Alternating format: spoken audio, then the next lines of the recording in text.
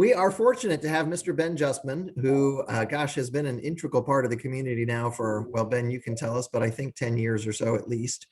So Ben is the executive director of the Sarpy County Museum, which for many is a treasure, and for others, it's a hidden gem. So we're here to make sure that for those that it's a hidden gem, it's not so hidden anymore. So Ben, thanks for agreeing to come on. And this forum has just been fantastic to let this group of highly networked people in the community know about more things in the community so they can be knowledgeable and spread the word. So again, glad you're here to get us up to date and informed.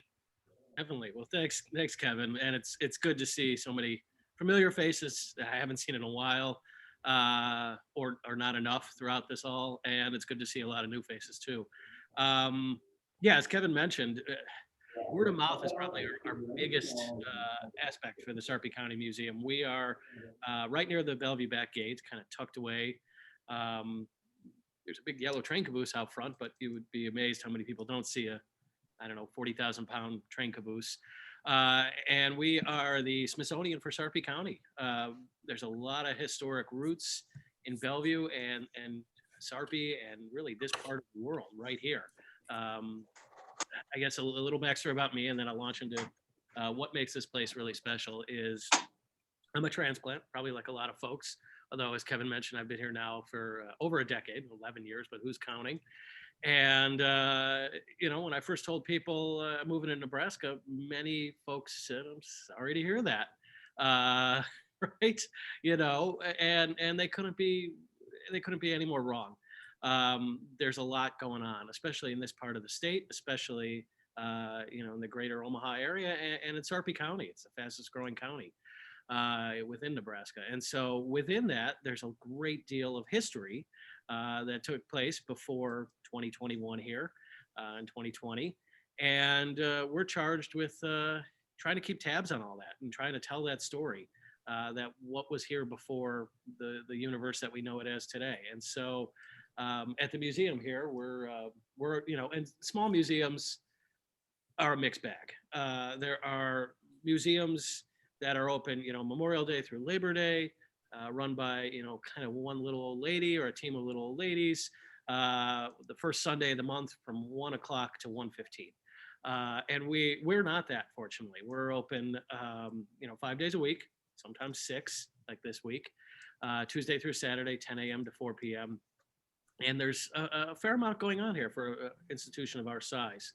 The building itself is about 7,000 square feet, covers, from pioneers to present, and is really kind of the repository for not all, but a lot of the historic documents related to this area.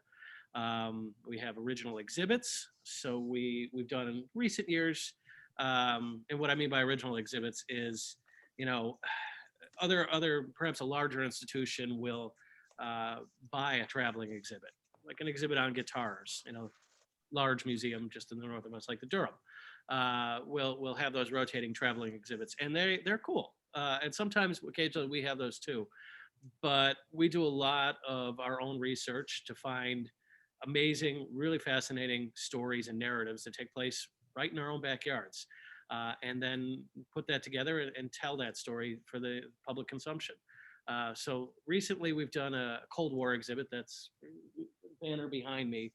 That was, I guess, a year ago now, but we've left those up with COVID and everything. And, just was able to tell what was going on in Bellevue and Offutt and Sarpy County throughout the Cold War, something we kind of take for granted. But there was a time when if you were Russian, it was illegal to come to Sarpy County. What was it like during the Cuban Missile Crisis here? We actually have a number, and within the Cold War, what was the Korean conflict and Vietnam like within Bellevue and Sarpy County, and there's a number of individuals that we've kind of forgotten about that are really interwoven within those narratives. So, presenting that research and getting people to think about what has taken place in their community before today. So there's that. We have, I think, a fascinating archives room. That's always growing. So we've got historic newspapers for the area that go back to about the 1890s. We've got marriage records that go back to the 1850s, even some divorce records that go back to the 1850s too. Scandalous. Yeah, oh, there's some, we've got district court records here from Sarpy County, and there's things in there. Most are civil, so it's, people fighting over land during the pioneer days, or, later on, like in the Great Depression, farm foreclosures. But within that all, there are like cases about selling liquor on Sunday, or Prohibition era cases, or bigamists, or horse thieves, all that sort of stuff. It's like Law and Order, except Sarpy County.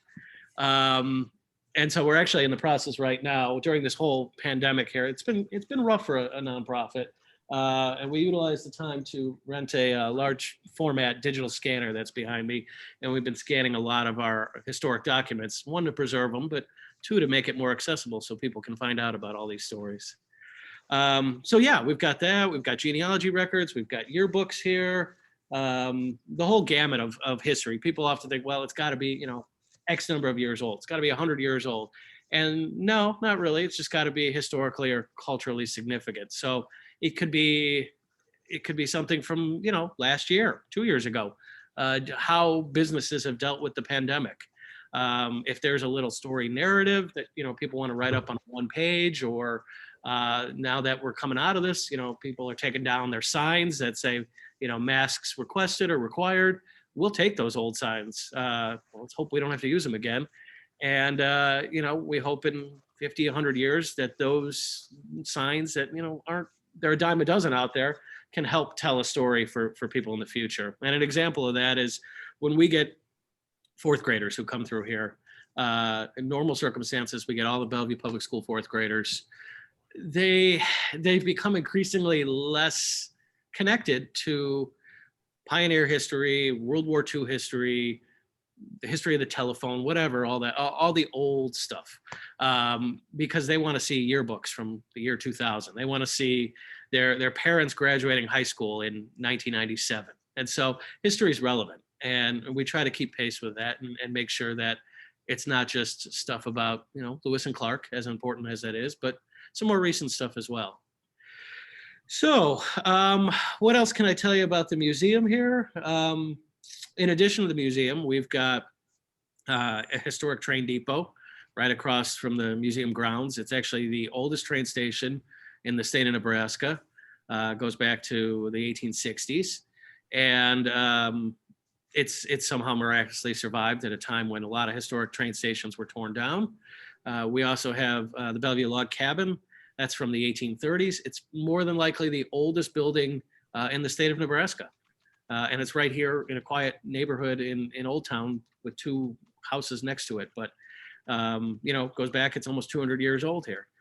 And then additionally, wasn't that occupied up until like the 1950s or something? Yeah. Somebody lived there. It's only had a handful of owners. And a little old lady lived there until the 1950s. Without running water, without electricity, and without heat. I mean, just very bare bones. And at which time, when she finally passed away, it was decided maybe this should be a historic artifact. So yeah, it's wild to think that somebody was living there into the 1950s like they would have in the 1850s. Mm-hmm. So yeah, and we also have access to city properties, which are the First Church in Nebraska, beautiful building if you haven't been on the inside. On a sunny day, which probably isn't today, but I know there's golf anyway, is the stained glass windows in there are just marvelous. And then we have the access to the first Sarpy County Courthouse, which is right next door to Swine Dining. That old brick building is really where county government began, and then it was City Hall in Bellevue for a long time, and a few things in between. So it's kind of a historic village. People often will drive down to Nebraska City for history, and from Bellevue or Omaha, you don't have to go that far. Not to knock Nebraska City's history, but we've got a tremendous amount right here, right in our own community, and we try to really make that shine. So I guess a few things that are going on here or have taken place recently, obviously our scanning project. where we're looking one page at a time to document things and scan them and preserve them at a high quality, and then make sure they're backed up, of course, so that you don't have 5 or 6 terabytes worth of historic data poof instantly disappear. But we've also that's been keeping us busy, kind of behind the scenes. A lot of the volunteers here are, as in most volunteers, are either old or at risk. And so COVID impacted us probably in that respect in the greatest, because I sent a lot of those people home when this all started. It just didn't sit well with me to have a bunch of 75 and 80-year-olds sitting around eating and drinking and chewing the fat when things were kind of getting bad. But I'm glad to say a number of them have come back. It was a little tough. Some folks decided, I'm still too at risk. This has been a wake-up call. I want to be closer to family, so I'm moving. I've kind of aged out at this point, so we've lost some volunteers in that respect with everything going on. But just in the last 2 weeks, we've seen most of our volunteers start to come back, which has been fantastic, because the museum itself here, at the end of the day, for all that we do, is still a small museum. I'm the lone full-time staff member. We have 2 part-time people that are in 1 day a week, but otherwise it's me. So I rely on community and volunteer support, and I'm hoping we're getting back to where we were before all this. In terms of events that happen, we have an annual quilt exhibit during the summer here. We've pushed that back to probably July 4th through August. And usually, I'm not a quilter. I'm the furthest thing from a quilter. I can sew a button on, and that's about it. But they're beautiful. These are quilts that are largely from the community. This isn't, something that was just bought at Bed Bath & Beyond. This is something that people in our community are incredibly talented, and we're fortunate enough to display them for a couple months. And usually we have between 60 and 80 quilts, sometimes as many as 100 that we cram into here, and encourage people to write up a little narrative. And so it's quilts that are 100 years old, and quilts that are quilted 2-3 years ago, but won first or second place at the Sarpy County Fair. So we'll have that this summer. We will have our annual fundraiser garage sale, I'm proud to say. It's a small museum, small nonprofit. We scrimp and save, and how are we funded? Well, we look under the couch cushions for money. We beg and borrow, and we have an annual garage sale where we encourage the community to donate just about anything they have except clothing or large furniture, because we don't have a place to store it. So household goods, hardware, whatever, and people come out in droves. That'll be in September. It starts at 8. People start getting here at 7, and there must be several thousand people that show up in a 2-day period. Everything's of course priced to sell, because it's priced by those same 75, 80-year-old women. So who are my volunteers, and they price things, 25 cents, 50 cents, but that all adds up and supports the organization here. And then we have this Sunday, actually, it'll be our first hybrid in-person type of event. And hopefully after this, we can ditch Zoom, maybe. Still got a purpose and a role, but I'm really looking forward to getting bodies in here. Pre-COVID, we would have 75 people attending a public program. And that's been tough with Zoom. Believe it or not, folks still can't figure it out or are Zoomed out. And so this Sunday we'll have a local author, local Bellevue public school educator, wrote a book during the pandemic, fictional history on Bellevue. And he's going to present on that on Zoom, and then in person as well here, and sign some books. And so there's a fair amount going on here. I just wrote a book in November. He had a pandemic project. I did as well. I wrote a book on Sarpy County's history that's not fictional, but fact. And who needs to kind of make stuff up when you've got so much going on here? So the book is kind of an easy reader when it comes to Bellevue and Sarpy County's history. So everything from the fur trade days to there was a religious cult out in Gretna. which is fascinating, to, you know, how did all the roads get built around here during the Great Depression?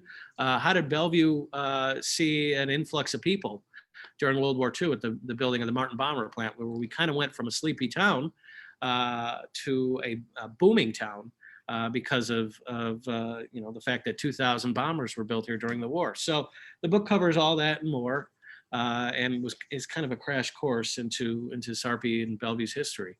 So, you know, again, there's a lot going on here between exhibits, between events, different little projects like, you know, writing books or digitizing. It's a hopping place.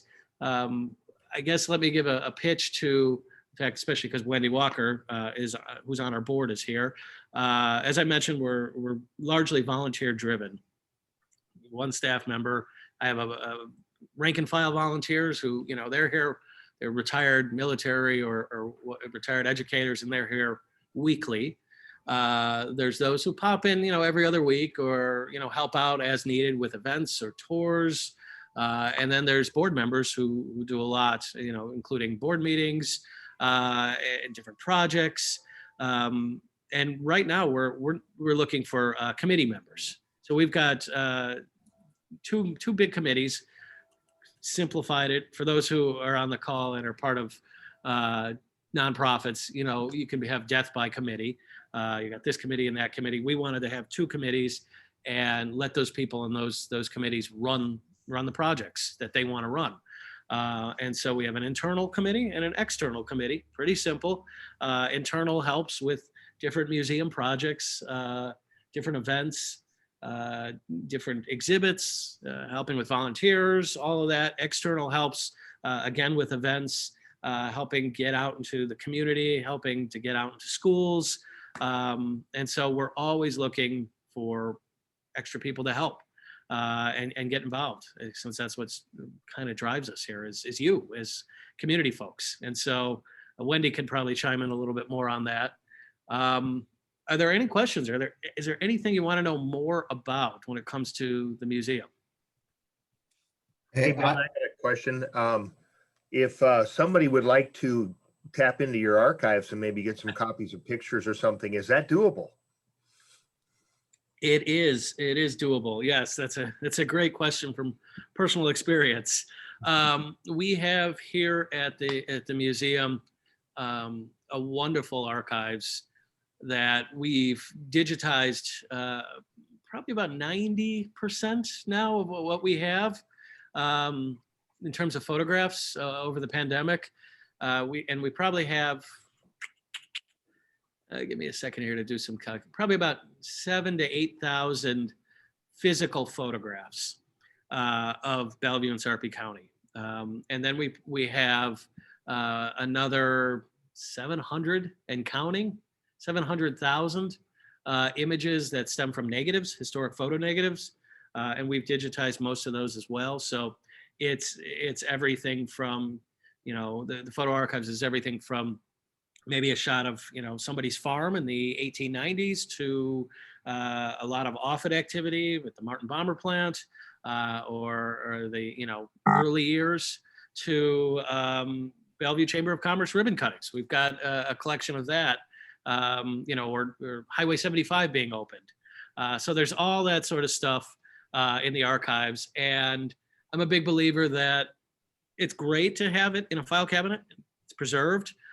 We know what we have for the most part, but it only does so much unless the public can utilize it. And so one of the offerings we do, just like a lot of the other institutions, whether it's the State Historical or Durham, will make the archives available for a small fee to reproduce them and help keep the lights on here. And so oftentimes new businesses that are remodeling or just people who want a copy of a cool photo will reach out and say, hey, can I get a couple digital images from you? And we work with folks on that. And I've got a volunteer who is very adept at Photoshop, so he can, if people want, he could take out all those old faded marks and brighten the contrast and all that. So yeah, that's one of the things we definitely have here. And from personal experience, it was great going through that process to tap into that band so that we could add a couple things here in our building. centered around the military theme. So we really appreciate it. Thank you. That's great. Ben, I'm gonna have you expand on a couple of things. One, you've talked obviously a lot about volunteers. I think for some people, sometimes they hear volunteer and they think massive commitment, and I don't have time for that. You know, I would assume and want you to confirm, right? So I'm sure you've got things that somebody who can commit an hour once every 2 weeks could be helpful versus somebody who's, you know, committing a day once a week. Yeah, definitely. Yeah, that's kind of with the, so we do have, you know, it's tough to volunteer as we're working professionals. You know, I sit on a couple boards and things like that, and I'm lucky I have some flexibility to get out. But it also means oftentimes I'm working, you know, in the evenings or coming in on the day off to balance all that. So I totally understand that, you know, nobody wants to, especially if you're working 5 days a week, stick your neck out too much when you're trying to work. And so volunteer offerings here are completely flexible. I do have those who are retired or have time to come in once or twice a week, or sometimes as much as I do. And then I have those who, you know, once a month, twice a month, working on a special project. I've got one volunteer who professionally, she's a scientific illustrator. So she draws for a living, which is really neat. She'll draw these fancy sketches of, you know, different, like an apple, let's say, that you've seen in a academic publication or something. And she'll come in and do that for us. So it doesn't have to be that. I mean, that's very skilled. But if you just want to help out with a certain project, there's something for you here. I like to make a lot of our own fun.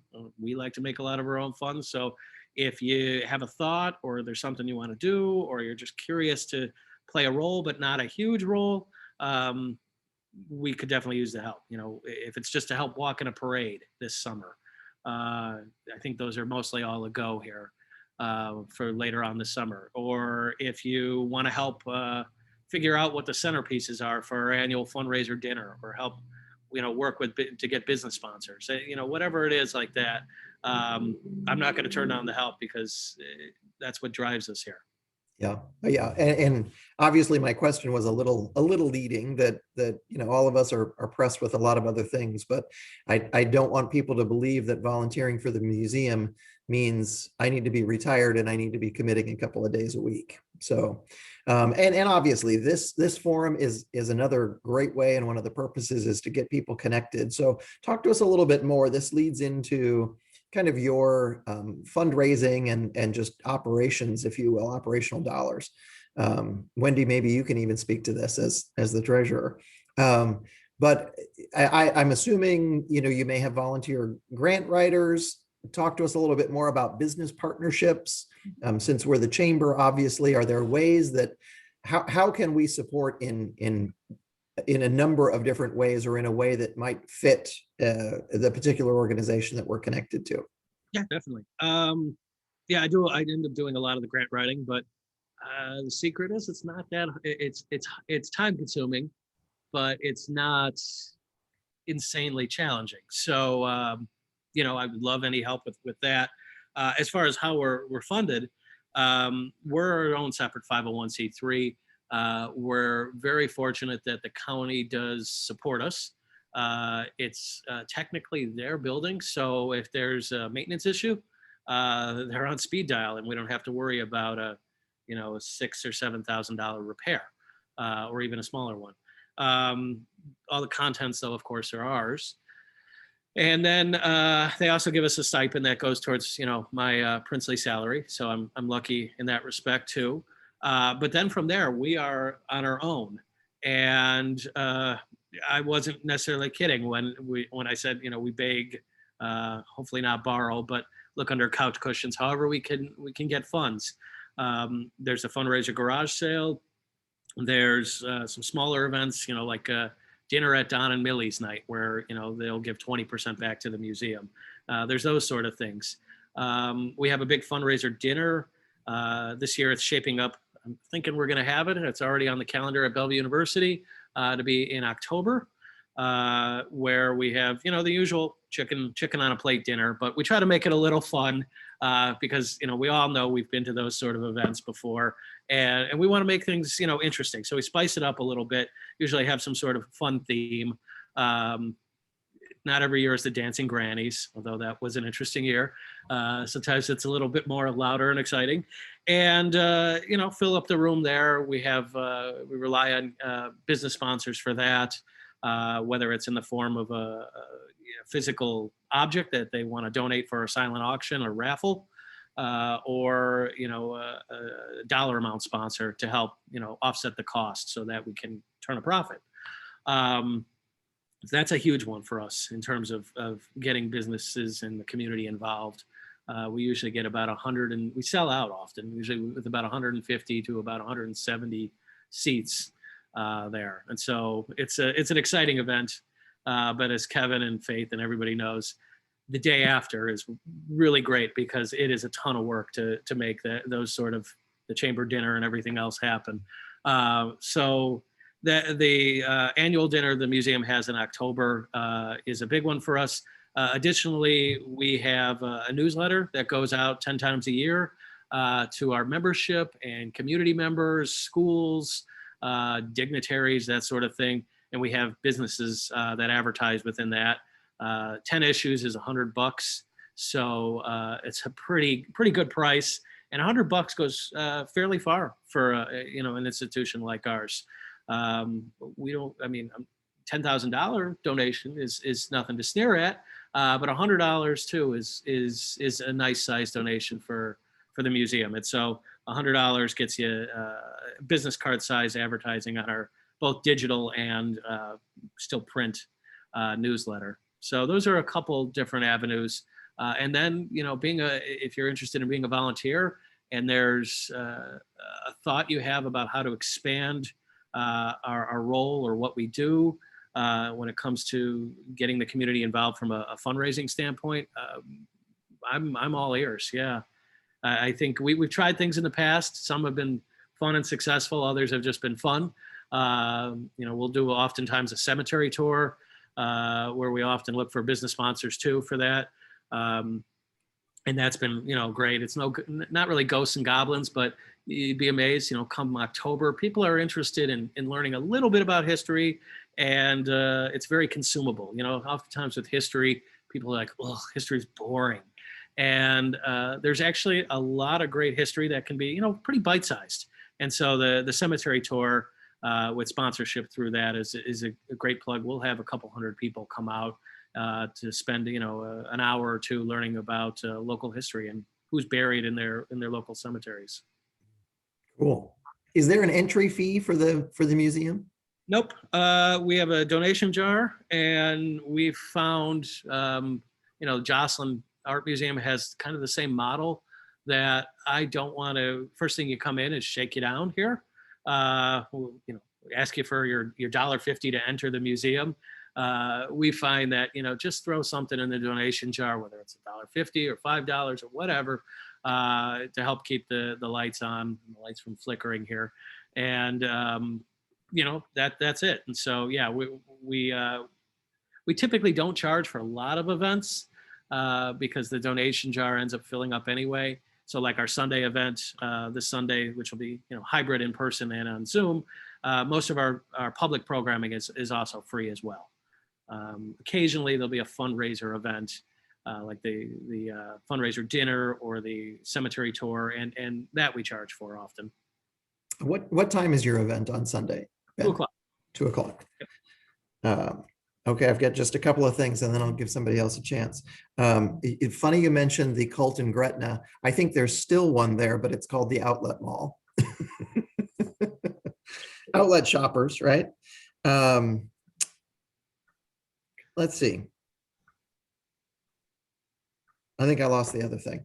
So who else has questions? I'll interrupt. Sorry, Kevin, I'll interrupt. And I think it's easy to see Ben's passion for history, but he is a top-notch historian. That book that he's written is a must-read for anybody who's at all familiar with the area. I think you would find it as a great gift for someone that you don't know what to get.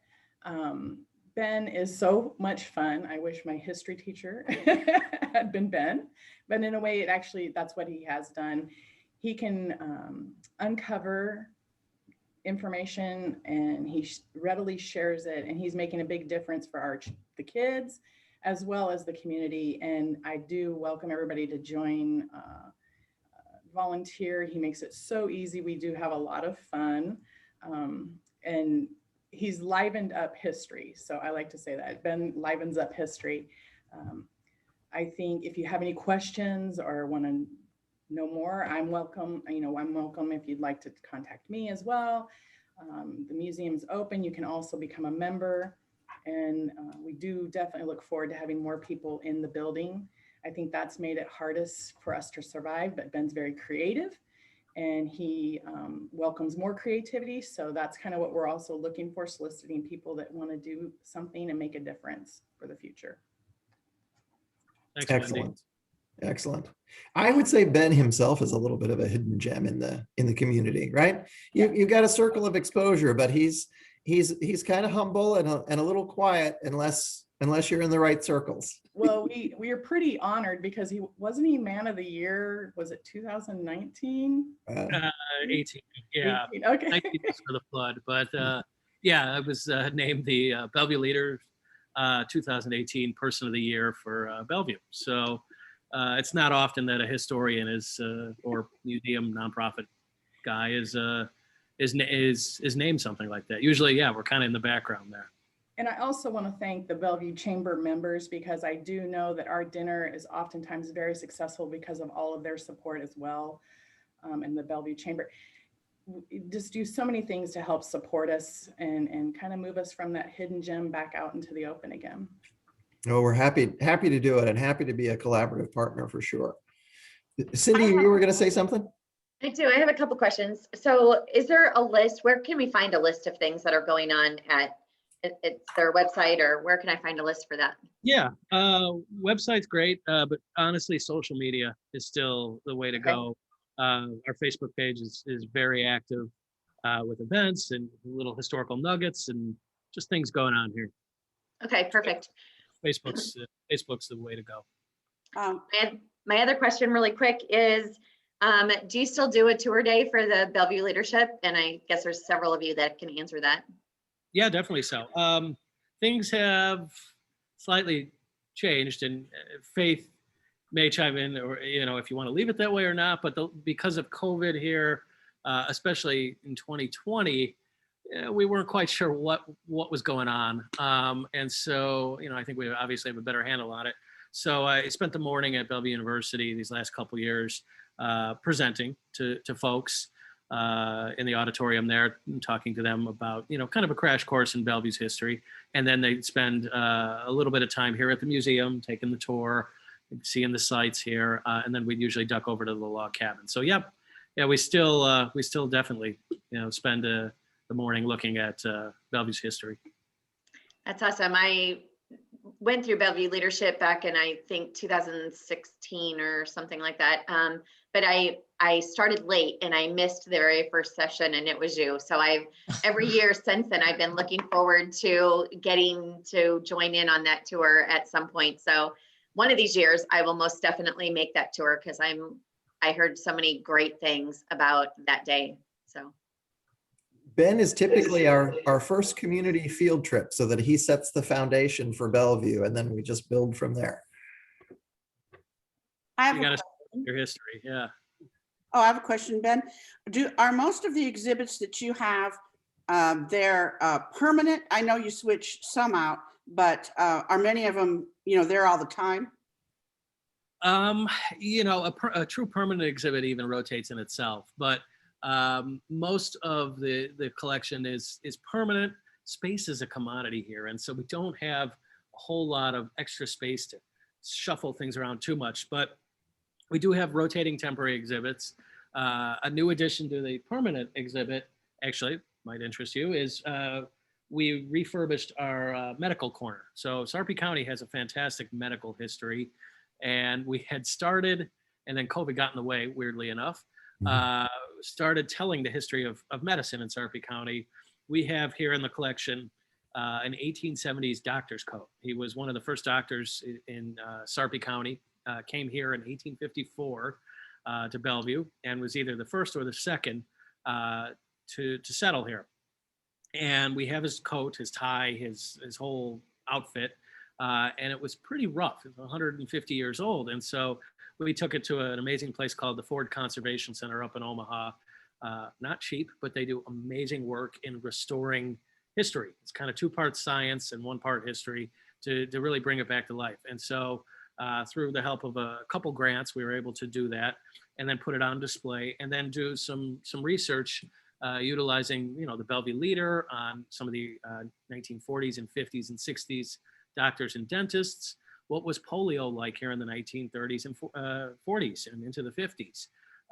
What else is back there? The history of some of the base medical history, all of that. We took that and made it into an exhibit, which is permanent now.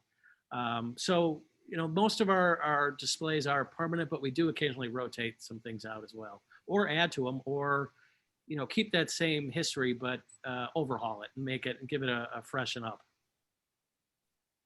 Thank you. Just for clarity, that was not Bob's coat, right, Kathy? Right.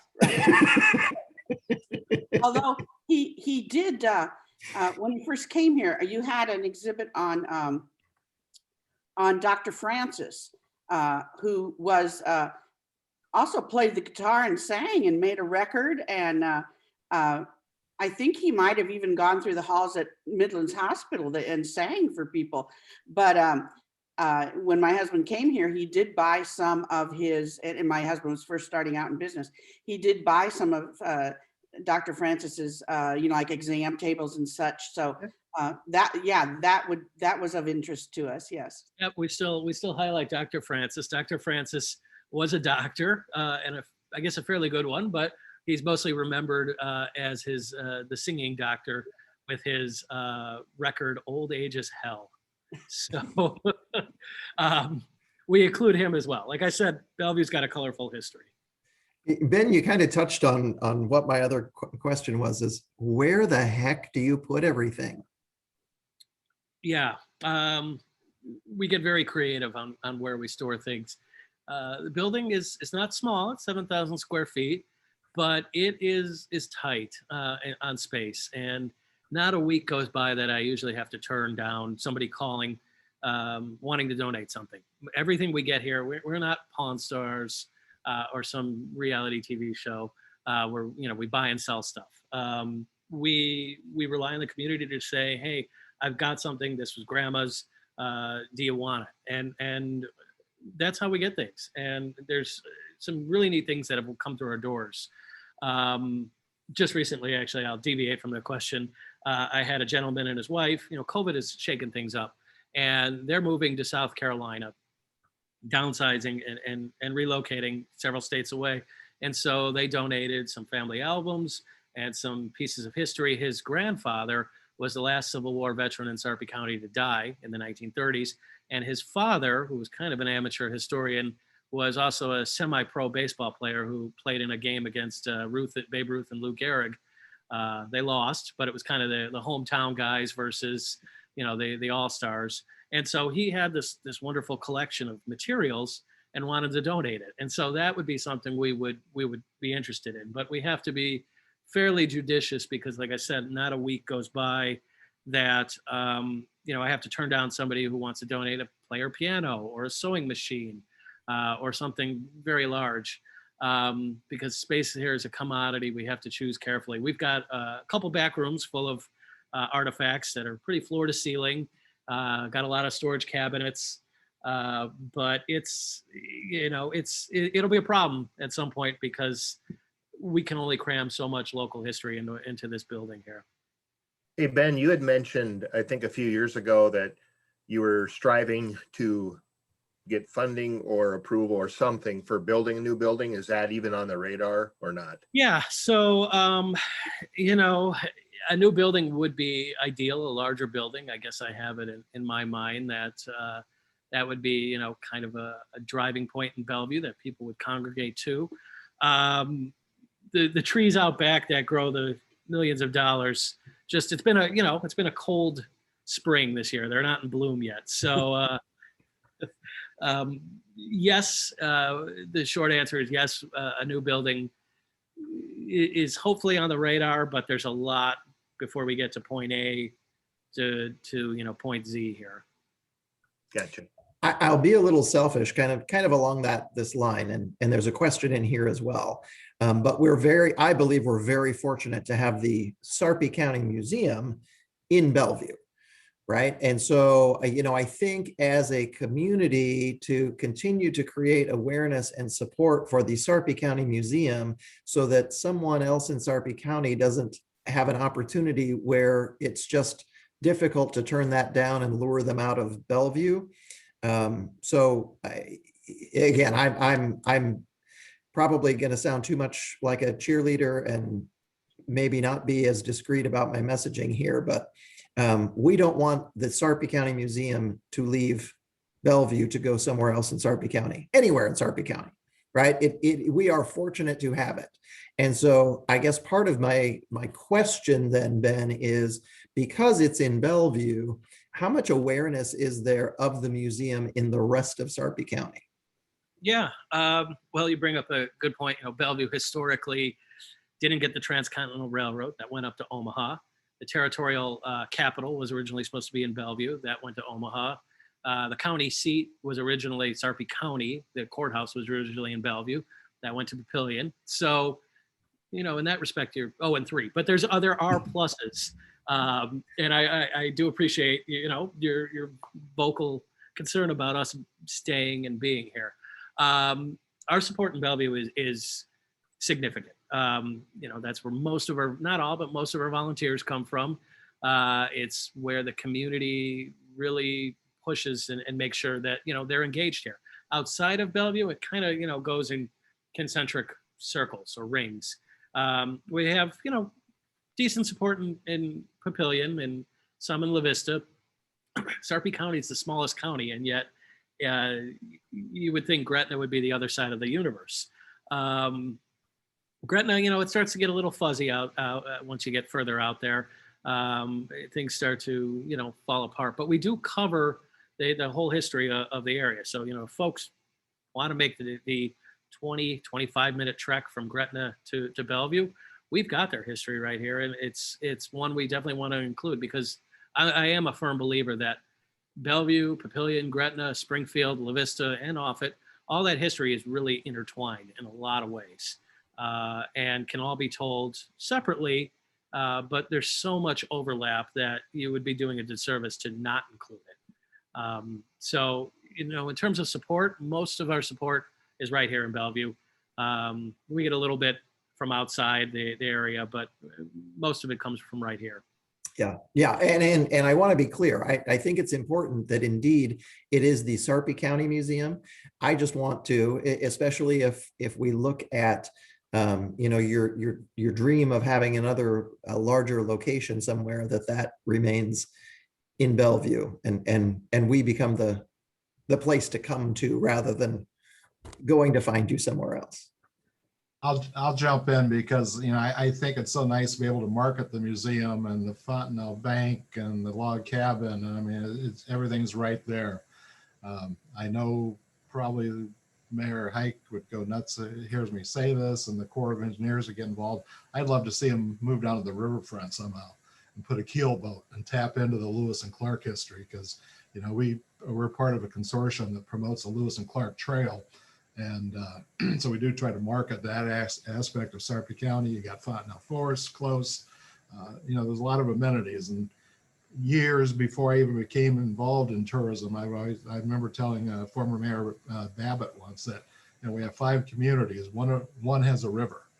You need to take advantage of that because people like the water. And I think there might be some opportunities with the whole back to the river things happening in Omaha that, be a nice extension. But Ben's trees are still up. Mine got cut down, so my $1 million trees are gone. But and I must also say too, Ben's got great taste in real estate. He actually bought my boyhood home, and talk about history.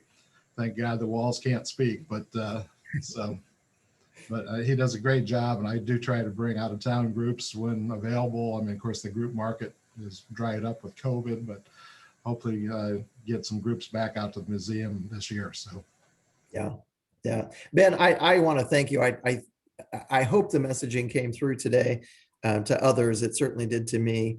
And as a community, we continue to reinforce that this isn't just a fourth grade field trip location. There's a lot of cool stuff that is just fascinating. And like you said, kind of nuggets.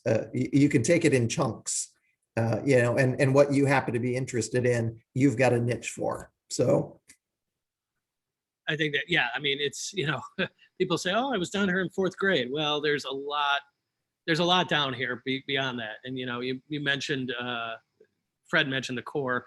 They just called me last week. They wanted to know some aspects of history along the river. So we routinely get, research inquiries, whether it's developers or people wanting to know about the historic buildings that are going to be torn down because the road is expanding, or people just wanting to, walk down memory lane of what was the toy store in South Roads, or what was at where Roma is now, what was there historically, or was there a drive-in movie theater in Bellevue? And so we get a lot of those inquiries, and it's a great way to for the community to continue to be engaged in their history. excellent. Well, Ben, I can't thank you enough for your time today. Any final thoughts, questions for Ben before we wrap up? I would just add one more thing. So I've known Ben for a few years now, and we were in a networking group together, so we got to see each other quite a bit, and we take turns presenting about our businesses. And I think Wendy nailed it. Ben makes it fun.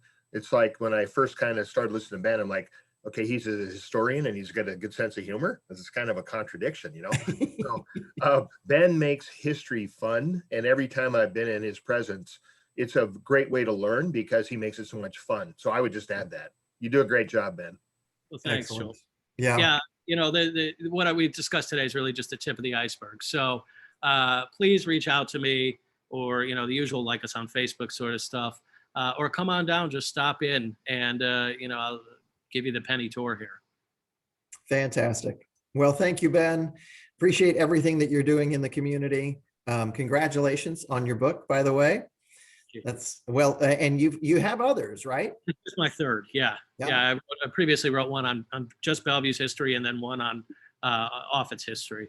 Excellent. Excellent. So you get a nice trio for gift giving there. Exactly. Father's Day is right around the corner. That's it. That's it. And yeah, and actually that's the perfect gift for my dad. Again, thanks so much for your time, Ben. Thanks for everybody else who spends an hour with us on Friday mornings for Coffee with Kevin. I always appreciate it. We've got our big golf tournament today. So even if you're not golfing and you want to swing by and just say hi and maybe grab an adult beverage at Tregarin, come on down. We're there from noon till whenever it wraps up. Next week, Coffee with Kevin, we have representatives from the Omaha Storm Chasers and Union Omaha soccer team. So we will learn more about what's going on there. Thankfully, they have seasons going this year. So we'll learn about how they're coming out of last year and what they've got planned for this year. So hope you can make it. Again, thanks everybody for your time. Have a fantastic weekend. Thanks, everybody. Thanks. Yeah. Bye. Thanks, everybody. Great job, Ben. Thanks, Bill. Thank you, Ben.